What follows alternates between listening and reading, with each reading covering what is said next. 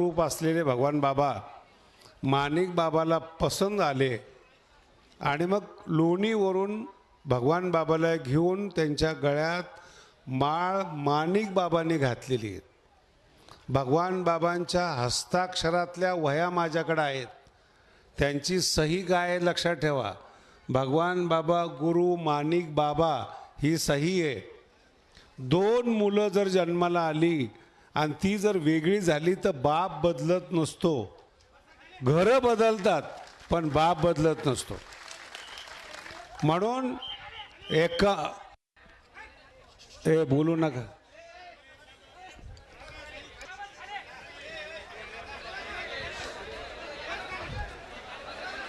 तुम्ही आमची जी आहे ना पुण्यतिथी बघितली तर लय भारी होते, नेताच नसतो आमच्या पुण्यतिथीला, त्याच्यामुळे इतकं शांत लोक ऐकतात। आता तुम्हाला कार्यकर्त्यांची गरज आहे बिचाऱ्यांची, त्याच्या अगोदर कीर्तन चालूच होतं आमचं। मी हे नवीन पिढीसाठी ज्यावेळेस आपण उत्तराधिकारी नेमतो त्याला सुद्धा आणि तुम्हाला सुद्धा कळावं म्हणून हा इतिहास आहे। त्यानंतर वयाच्या 20-21व्या वर्षी साधना केली आणि माझा वैयक्तिक अनुभव असा आहे, जितकी जास्त लोक शिव्या देतात ना तितके तुम्ही भाग्यवान आहेत। मी धनंजयकडे पाहून बोलत नाही बरं। भगवान श्री ज्ञानोबारायला जातीतून बाहेर काढले लोकांनी आणि जळणारी लोक सगळी ज्ञानी होती, हा माऊलीचा विजय आहे, लक्षात ठेवा।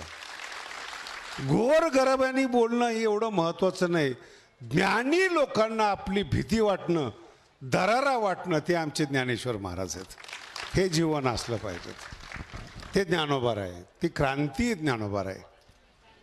आणि मग 8वी पिढी जी आपल्या गडाची नारायणगडाची आहे त्या 8व्या पिढीला सांगितलं आणि 1934 साली आणि 1931 साली महाराष्ट्रामध्ये मराठवाड्यात क्रांती झाली।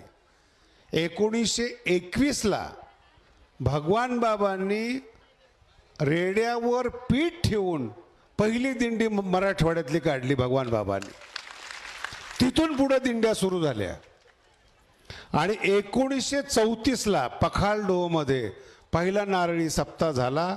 हा पहिली सूचना, कोण किती मोठं हे महत्त्वाचं नाही, सुचलं कोणाला हे महत्त्वाचं आहे। 1934 साली पखालडोहमध्ये पहिला सप्ताह सुरू झाला आणि बाबा गेल्यानंतर लोकांना त्रास व्हायला लागला। बाबाच्याच आज्ञेनुसार 1946 मध्ये डोईठाणमध्ये वामन भाऊनी त्यांचा नारळी सप्ताह सुरू झाला।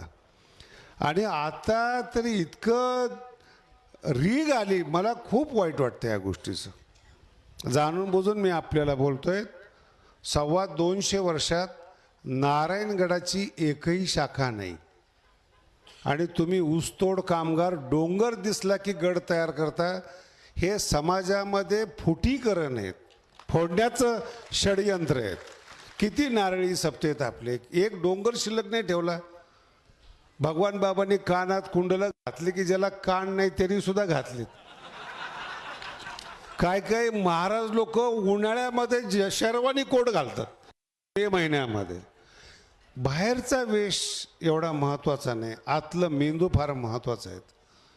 भगवान बाबांनी प्रारंभ केला 1934ला, त्या नारळी सप्ताहाचा हा 92वं वर्ष आहे, जे 34ला सुरू झालेलं आहे। वामन भाऊचा 12 वर्षांनी नंतर सुरू झाला आहे 46ला। तरुण पोराला माहीत नाहीत, एका महाराजांनी प्रश्न विचारला होता म्हणून त्याचं उत्तर आहे की भगवान बाबांचा नारळी सप्ताह पहिला का, त्याचं कारण आणि त्यांच्या पुस्तकात आहे, काही दुसरं नाही। आणि हे गावं लिहून आपण आणलेले आहेत। 51 साली विशेष करून शिकलेल्या लोकांनी इथून पुढचा प्रसंग फार गंभीरतेनं ऐका। माणिक बाबा गेल्यानंतर 15 वर्ष भगवान नारायणगडाचे महंत हे भगवान बाबा होते। नारायणगडाच्या वंशानं केस टाकली आमची गादी शिष्याची नाही आहेत, वंश परंपरेची आहेत. कारण की माणिक बाबाचे चुलते नारायणगडावर होते, त्यांचे चुलते नारायणगडावर होते आणि त्यांचे चुलते नारायणगडावर होते. मग ही आमची जी वंश परंपरेची गादी आहेत, इथं आमच्या वंशातलाच माणूस बसला पाहिजेत. आमच्या वंशातले भगवान बाबा नाहीत, म्हणून ते नारायणगडाचे वारस होऊ शकत नाही. ही केस हैदराबादमध्ये चालली. धनंजय, तू फार भाग्यवान आहेस. भगवान बाबाचे लोक पैसे घेऊन जायचे केसीसाठी आणि बीडला लॉजमध्ये मुक्काम करत होते. इतका धोका भगवान बाबाबरोबर घडलेला आहे. म्हणून जवळच्या माणसापासून सावध राहा. हे भगवान बाबाचं जीवनचरित्र आहे. बाबाकडून केससाठी पैसे न्यायचे जवळची माणसं, बीडला लॉजमध्ये मुक्काम करायचे आणि येऊन सांगायची तारीख पडली. सतत पक्ष हा गैरहजर आहे म्हणून एकतर्फी निकाल देण्याकरता फायनल तारीख ठेवली. ही यांना माहीत नाही, भगवान बाबांच्या जवळच्यांना. आणि त्याही तारखेला गैरहजर राहिल्यामुळं भगवान बाबातर्फे मांडणारा कुणी नाही, एकतर्फी निकाल देण्यात आला की आपण गडावर राहू नये. आणि जर तुम्हाला काही अपील करायचं असेल तर तुम्हाला 90 दिवसाचा अवधी दिला जातो. 90 यांना माहितीच नाही निकाल गेला या विरोधामध्ये. 90 दिवसानंतर पुन्हा ही पार्टी नारायणगडाची गेली आणि जसे आहात तसे उतरवण्याचा न्यायालयाचा आदेश घेऊन तो आदेश थांबवला. भगवान बाबाची दिंडी, समाज गैरसमज सगळे काढायचे आहेत मला, का की इथून पुढं बाबांच्या जीवनाबद्दल काही चुकीचे समज नको. आणि मग भगवान बाबाची दिंडी एकादशीला नारायणगडावर आली आणि द्वादशीला जी टाळकरी आहेत, झेंडेकरी आहेत, लोक आहेत, यांना भगवान बाबा नारळ वाटत होते.